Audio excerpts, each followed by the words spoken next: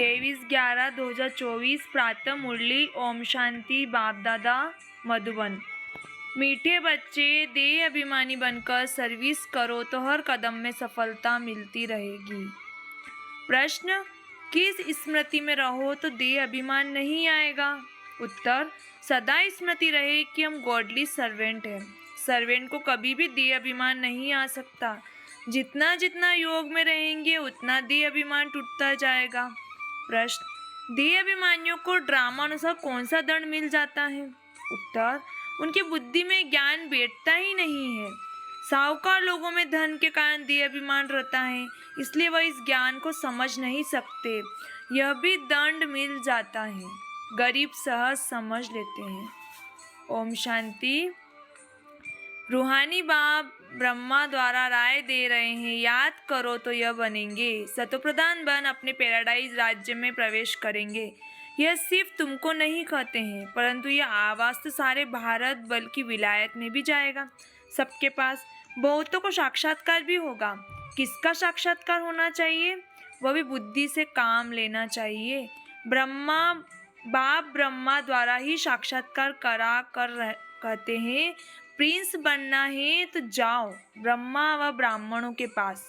यूरोपवासी भी इनको समझने चाहते हैं। भारत पैराडाइज था तो किसका राज्य था यह पूरा कोई जानते नहीं है। भारत ही हेवन स्वर्ग था। अभी तुम सबको समझा रहे हो, यह सहज राजयोग है जिससे भारत स्वर्ग अर्थात हेवन बनता है। विलायत वालों की फिर भी बुद्धि कुछ अच्छी है, वह झट समझेंगे। तो अब सर्विसेबल बच्चों को क्या करना चाहिए? उन्हों को ही डायरेक्शन देने पड़ते हैं। बच्चों को प्राचीन राजयोग सिखाना है। तुम्हारे पास म्यूजियम, प्रदर्शनी आदि में बहुत आते हैं, ओपिनियन लिखते हैं कि ये बहुत अच्छा कार्य कर रहे हैं, परंतु खुद समझते नहीं हैं।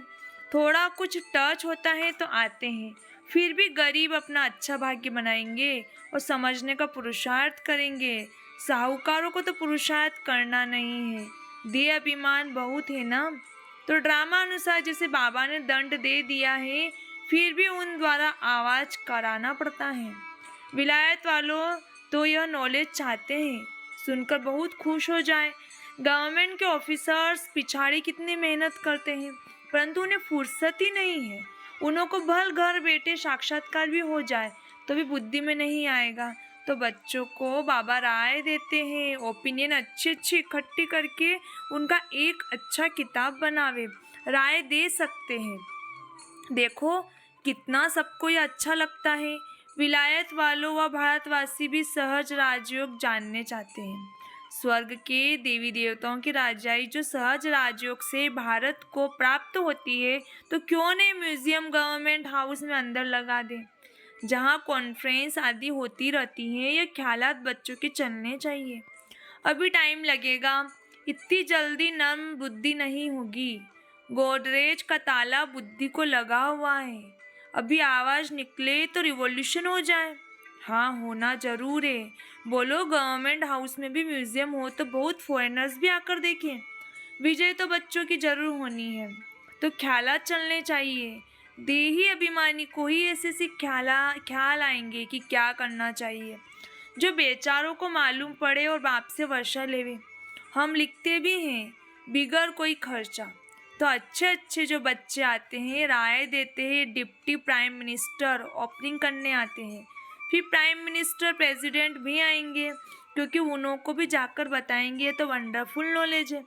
सच्ची शांति तो ऐसे स्थापन होनी है, जचता है, समझानी भी है जचने की। आज नहीं जचेगी तो कल जचेगी। बाबा कहते रहते हैं बड़े बड़े आदमियों के पास जाओ, आगे चल वो भी समझेंगे। मनुष्य की बुद्धि तमोप्रधान है, इसलिए उल्टे काम करते रहते हैं। दिन प्रतिदिन और ही तमोप्रधान बनते जाते हैं। तुम समझाने की कोशिश करते हो कि ये विकारी धंधा बंद करो, अपनी उन्नति करो। बाबा आए हैं पवित्र देवता बनाने। आखिर वह दिन भी आएगा जो गवर्नमेंट हाउस में म्यूजियम होगा। बोलो खर्चा तो हम अपना करते हैं, गवर्नमेंट तो कभी पैसा नहीं देगी। तुम बच्चे कहेंगे हम अपने खर्चे से हर एक गवर्नमेंट हाउस में म्यूजियम लगा सकते हैं।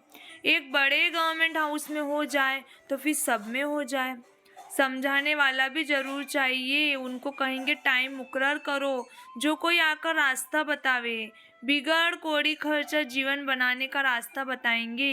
ये आगे होने का है, परंतु बाप बच्चों द्वारा ही बताते हैं।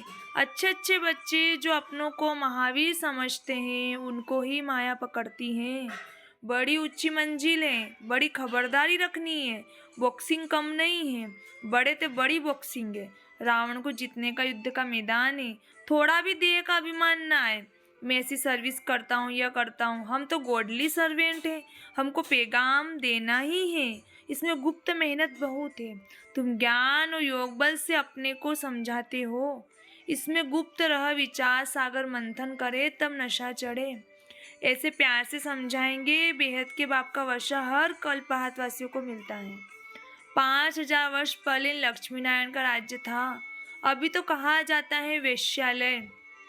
सत्युग के शिवालय, वह है शिव बाबा की स्थापना, यह है रावण की स्थापना। रात दिन का फर्क है। बच्चे फील करते हैं बरोबर हम क्या बन गए थे। बाबा आप समान बनाते हैं। मूल बात है ही देह अभिमानी बनना है। देही अभिमानी बन विचार करना होता है। क्या आज हमको फलाने प्राइम मिनिस्टर को जाकर समझाना है? उनको दृष्टि दे तो साक्षात्कार हो सकता है। तुम दृष्टि दे सकते हो। अगर देही अभिमानी होकर रहो तो तुम्हारी बैटरी बढ़ती जाएगी। देही अभिमानी होकर बैठे, अपने को आत्मा समझ, बाप से योग लगाए तब बैटरी बढ़ सकती है। गरीब झट अपनी बैटरी भर सकते हैं क्योंकि बाप को बहुत याद करते हैं। ज्ञान बल अच्छा है, योग कम है तो बैटरी भर न सके क्योंकि देह का अहंकार बहुत रहता है। योग कुछ भी है नहीं, इसलिए ज्ञान बाण में जोहर नहीं भरता। तलवार में भी जोहर होता है। वही तलवार 10 रुपया, वही तलवार 50 रुपया।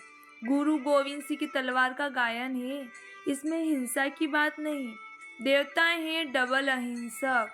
आज भारत ऐसा, कल भारत ऐसा बनेगा तो बच्चों को कितनी खुशी होनी चाहिए। कल हम रावण राज्य में थे तो नाक में दम था। आज हम परमपिता परमात्मा के साथ रहे हुए हैं। अब तुम ईश्वरी परिवार के हो, सतयुग में तुम होंगे देवी परिवार के। अब स्वयं भगवान हमको पढ़ा रहे हैं। हमको कितना प्यार मिलता है भगवान का। आधा कल्प रावण का प्यार मिलने से बंदर बन पड़े हैं। अब बेहद बाप का प्यार मिलने से तुम देवता बन जाते हो। 5000 वर्ष की बात है, उन्होंने लाखों वर्ष लगा दिए। यह भी तुम्हारे जैसा पुजारी था, सबसे लास्ट नंबर झाड़ में खड़ा है। सतयुग में तुमको कितना अथाह धन था। फिर जो मंदिर बनाए उनमें भी इतना अथाह धन था जिसको आकर लूटा। मंदिर तो और भी होंगे, प्रजा के भी मंदिर होंगे। प्रजा तो और ही साहूकार होती है। प्रजा से राजे लोग कर्जा उठाते हैं।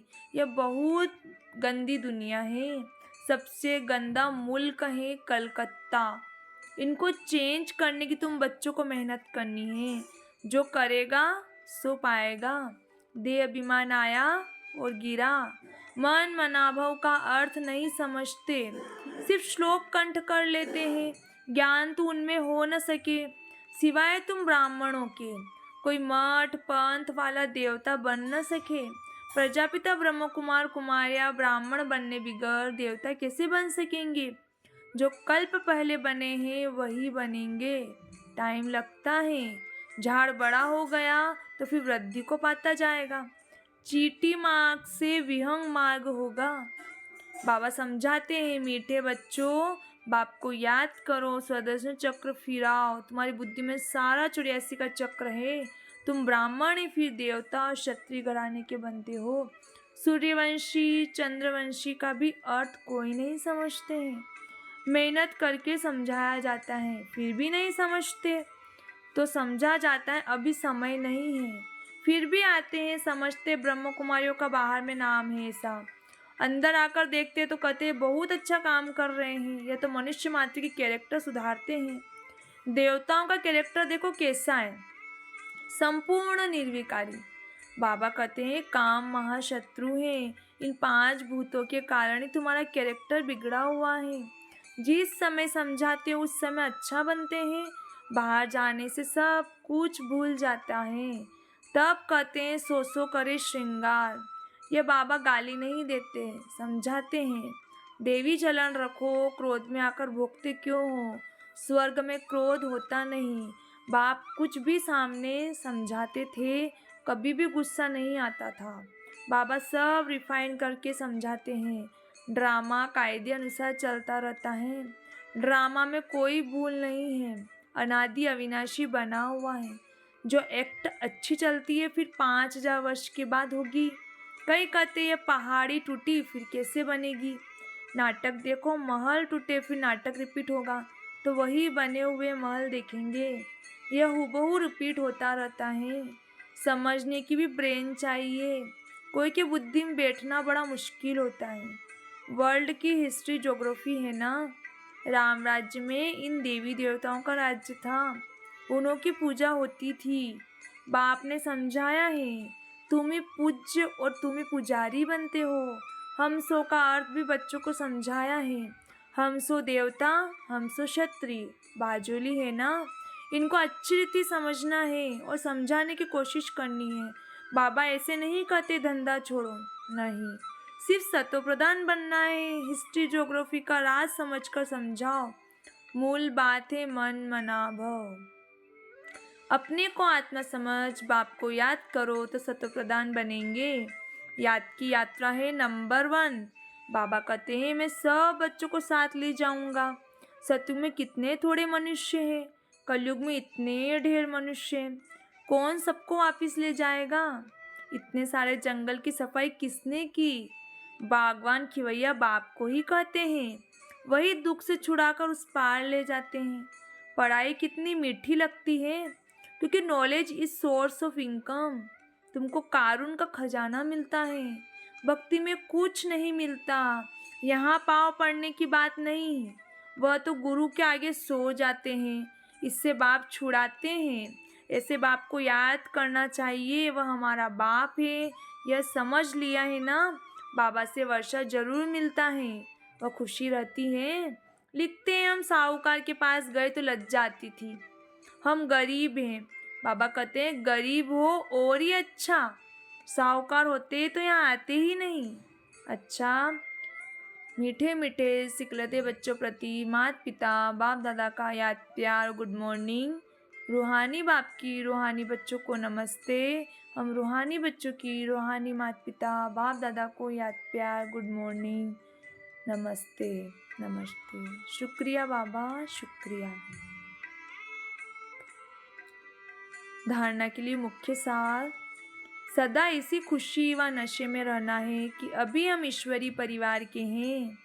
स्वयं भगवान हमें पढ़ा रहे हैं, उनका प्यार हमें मिल रहा है, जिस प्यार से हम देवता बनेंगे। दूसरा, इस बने बनाए ड्रामा को एक्यूरेट समझना है। इसमें कोई भूल हो नहीं सकती। जो एक्ट हुई फिर रिपीट होगी। इस बात को अच्छे दिमाग से समझकर चलो तो कभी गुस्सा नहीं आएगा। वरदान, तूफान को तोहफा गिफ्ट समझ सहज क्रॉस करने वाले संपूर्ण और संपन्न भव। तूफान को तोहफा गिफ्ट समझ सहज क्रॉस करने वाले संपूर्ण और संपन्न भव। जब सभी का लक्ष्य संपूर्ण और संपन्न बनने का है तो छोटी छोटी बातों में घबराओ नहीं। मूर्ति बन रहे हैं तो कुछ हैमर तो लगेंगे ही। जो जितना आगे होता है उसको तूफान भी सबसे ज़्यादा क्रॉस करने होते हैं, लेकिन वो तूफान उन्हों को तूफान नहीं लगता, तोहफा लगता है। ये तूफान भी अनुभवी बनने की गिफ्ट बन जाते हैं। इसलिए विघ्नों को वेलकम करो, अनुभवी बनते आगे बढ़ते चलो। स्लोगन, अलबेलेपन को समाप्त करना है तो स्वचिंतन में रहते स्व की चेकिंग करो। अलबेलेपन को समाप्त करना है तो स्वचिंतन में रहते स्व की चेकिंग करो। अच्छा, ओम शांति।